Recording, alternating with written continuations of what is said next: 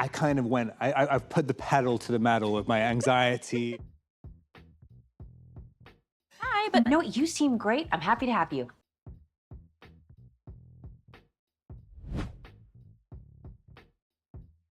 $1 million in, $43 million out. If you look at return on investment, this one is the most profitable movie of the entire April. Genki Kawamura is the guy who produced Your Name and Weathering With You, two of the highest-grossing anime films ever made. So when he decided to make a horror movie based on a game where you just walk down a subway corridor, it probably seemed like he'd lost his mind. The game was made by a single developer and it came out on Steam in November 2023. The whole thing is you're in a Japanese subway station, you walk forward, and if you notice an anomaly, you turn around. Do that 8 times correctly and you leave through exit 8. There's no combat, no dialogue, and basically no story. And it sold over 2 million copies. Kawamura saw a movie in that. He got Japanese Idol to star in it and made the whole thing for $1.4 million. They took it to Cannes, where it got an 8-minute standing ovation. The Wrap called it possibly the best video game adaptation ever made, 95% fresh on Rotten Tomatoes. Before Neon even released it in the United States, the film had already made $39 million internationally. That's more than 10 times its budget just from overseas. Neon put it on 495 screens and opened it the same weekend as the Super Mario Galaxy movie's second frame, which is kind of a crazy move for a Japanese-language horror with minimal marketing. It came in at number 8 on the domestic chart with the 3rd best per-theater average in the top 10. After the film came out in Japan, the Exit 8 game shot back to number 1 on mobile app stores, made 5 times more than any other paid game that month. The movie was selling the game was selling the movie, and the whole loop basically ran itself. The Super Mario Galaxy movie is the highest-grossing film of 2026. It's also a movie that nobody actually seems to like. It made $942 million, and even the guy who created Mario thinks it deserved the bad reviews. Miyamoto did an interview after the sequel came out. The first Mario movie had made $1.3 billion with a 59% on Rotten Tomatoes. Not great reviews, but people showed up. Miyamoto admitted the criticism of that first film was valid, and he expected the sequel to be received better. Instead, it landed at 43%, which is worse than the original. One critic called it a bland screensaver of a movie that's actually worse than AI. And Miyamoto said, "I thought things would be different this time around," only to find that the criticism is even harsher than it was before. The movie opened to $131 million domestic, which is down from the first one's $146 million. The week-to-week drops are steeper, and they're already rushing it to Peacock after just 7 weeks in theaters. There's this great review on Metacritic, I'm gonna quote it. "They just made a list of Easter eggs they wanted in the movie, mixed it, and we got this." And yet the thing has made $942 million worldwide on a $110 million budget.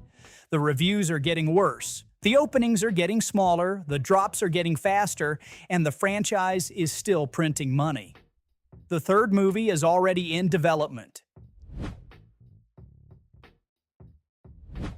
This one is the biggest flop of the year, and possibly of all time. Rupert Wyatt wanted to make something nuanced. The Saudis wanted Braveheart. That fight destroyed $150 million. Desert Warrior was supposed to be Saudi Arabia's big Hollywood play, a pre-Islamic historical epic. They paid a fortune to Anthony Mackie and Ben Kingsley and hired the guy who made Rise of the Planet of the Apes to direct. NBC, the Saudi media company, bankrolled the whole thing, and what started at $70 million ballooned to $150 by the time they were done. Filming wrapped in February 2022, Wyatt turned in his cut and NBC hated it. They wanted a crowd pleaser, but Wyatt had made something slower and more thoughtful.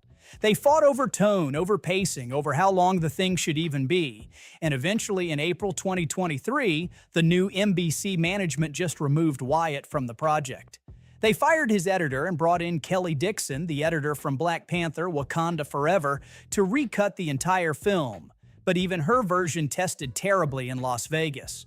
At one point, someone suggested paying Morgan Freeman $2 million to do voiceover narration just to try to salvage it, but that never happened either. The movie sat on a shelf for 4 years. 4 years of reshoots and re-edits and test screenings that kept failing. And somehow, at the end of all that, Wyatt's name is still on it as director. I don't know why he didn't take it off. Vertical picked up the US distribution just 2 months before release with almost no marketing budget, and they opened it the same weekend as Michael, which made $97 million. Nobody had even heard of Desert Warrior. Opening weekend brought in $472,000 across more than 1,000 theaters, which works out to about $187 per screen. The international total was $29,000. The IMDb score is 1.9 out of 10, which is actually worse than Cats. Someone close to the production finally said what everyone was thinking. Nobody wants to watch a movie about a desert war while there's a real one happening in the Middle East.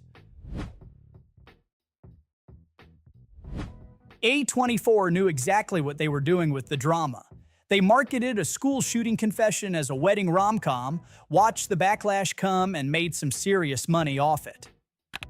The poster looked like a wedding invitation. Zendaya wore something bridal to every premiere, and critics were asked not to spoil anything.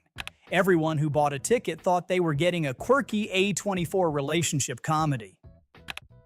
25 minutes in, there's a party game where guests confess the worst thing they've ever done. Zendaya's character says she planned a school shooting as a teenager. She didn't go through with it, but the movie shows flashbacks of her preparing. The rest of the film is about whether Robert Pattinson's character can still marry her. The backlash hit immediately. March for Our Lives put out a statement calling the marketing deeply misaligned. Tom Mauser, whose son was killed at Columbine, said he was disgusted that anyone would put a school shooting in a romantic comedy. They could have added a trigger warning, they could have adjusted the marketing, they could have done literally anything to soften what was coming. But they chose to do nothing, and I get it. The controversy blew up on social media. The movie was trending literally for weeks. Every take and every argument was like free advertising for it. The movie made $123 million worldwide, became their 5th film ever to cross $100 million. It outgrossed Zendaya's challengers by $30 million. The timing was perfect. They released it while Zendaya was launching the Dune Part 3 trailer right before Euphoria Season 3 premiered. She was everywhere. And instead of the controversy hurting the film, it made people more curious. David Mackenzie directed Hell or High Water back in 2016. That film cost $12 million to make, grossed $120 million worldwide, and got 4 Oscar nominations, including Best Picture. One of those mid-budget adult thrillers that critics loved and people actually showed up for. So Mackenzie makes another one, London heist thriller during a World War II bomb evacuation. Aaron Taylor Johnson, Theo James, fresh off The Gentleman on Netflix, Sam Worthington. Critics compared it to Spike Lee's Inside Man. Got a 73% on Rotten Tomatoes, solid reviews across the board. And then it made just $3 million worldwide, on a $45 million budget. That's a 93% loss, and the biggest problem here is distribution. The film went to the European film market in 2024, looking for buyers. Sky Cinema picked up UK, released it theatrically in early April. But the US deal didn't close until Roadside Attractions and Saban Films came in, 2 companies that just don't have the marketing muscle for a wide release. They opened it on April 24th across about 1,100 theaters, 3 weeks after the UK release, same day as Michael's $97 million opening, with virtually no advertising. Most Americans had never even heard of it. Hell or High Water back in 2016 was distributed by Lionsgate with a proper awards season rollout. It made $120 million worldwide. Fuze cost nearly 4 times as much to make, got distributed by companies a fraction of the size, was dumped against a monster opening and made 40 times less money.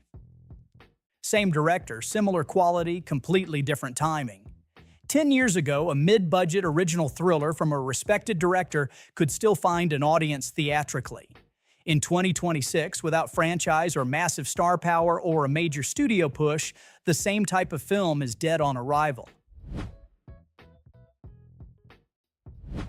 This one is the most controversial box office hit of the year.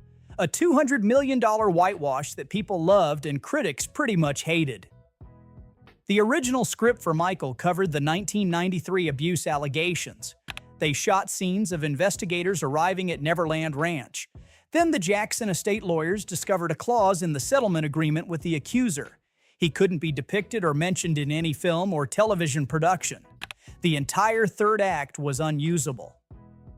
Instead of shelving the project, they spent $50 million on reshoots. 22 days in June 2025.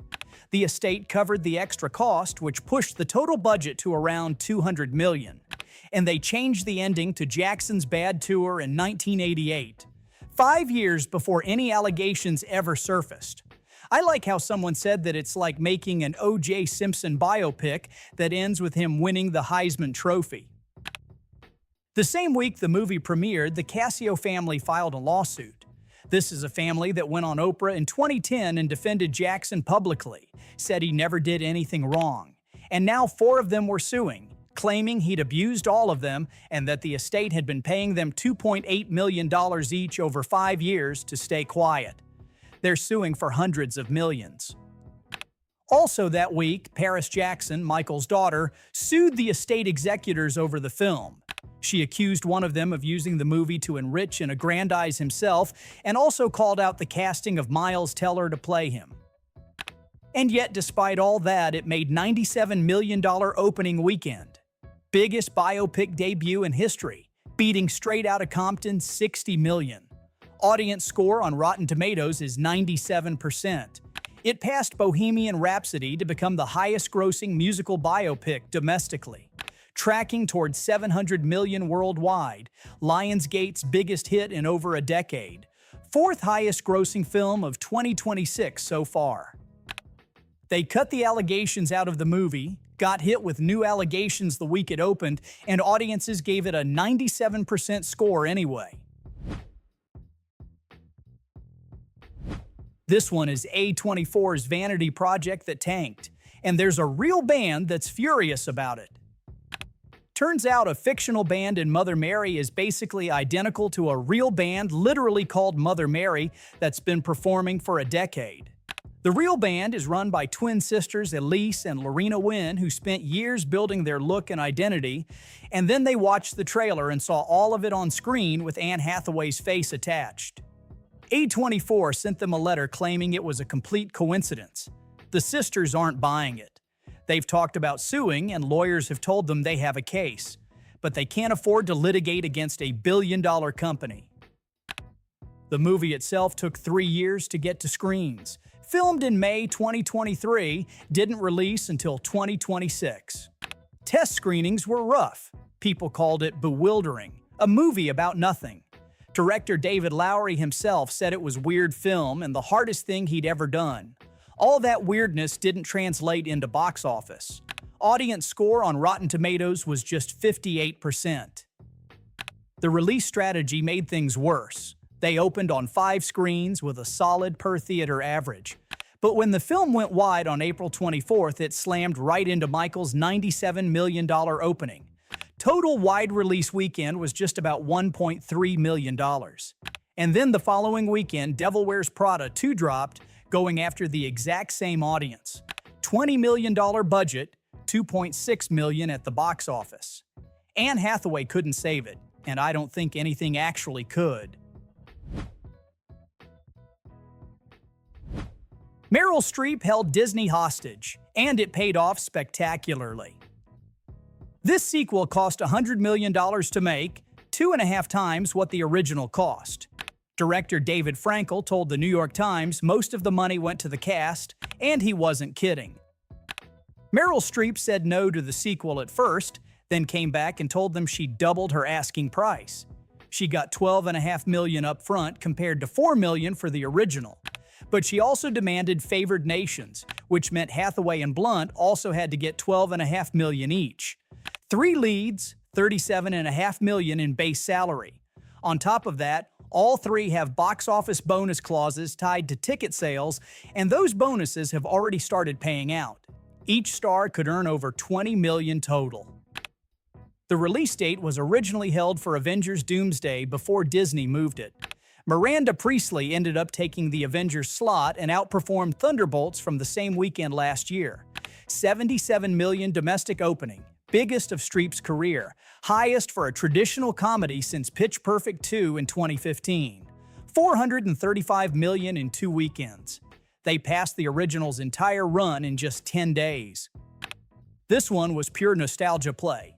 76% of opening weekend was women, and most of them were over 25. Gen Z basically skipped it entirely. I've got this Fortune essay, it's pretty good, and they called it the last great victory for Hollywood's IP machine. Take a property people loved, wait for them to become parents with money to spend, put the original cast back together. The industry calls it IP maximization, and this might be as good as it ever gets.